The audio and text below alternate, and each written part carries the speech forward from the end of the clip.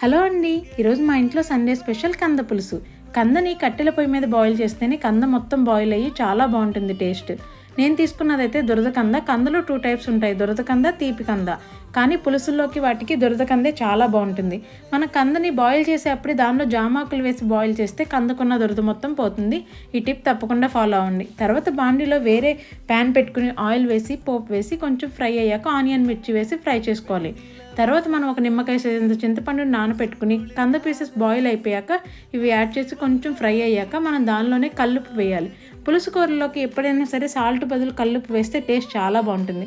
ఇంకా టేస్ట్కి సరిపడా ఉప్పు ఇంకా కారం వేసేసి ముక్కలు కొంచెం ఫ్రై అయ్యాక మనం ముందుగా నానబెట్టుకున్న చింతపండు పులుసు వేసేయాలి. దానిలో ఒక 500 ml వాటర్ యాడ్ చేసేసి పులుసు మొత్తం వేసేయాలి.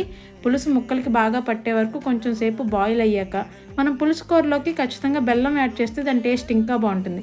ఈ కర్రీ మీరు తప్పకుండా ట్రై చేయాలి.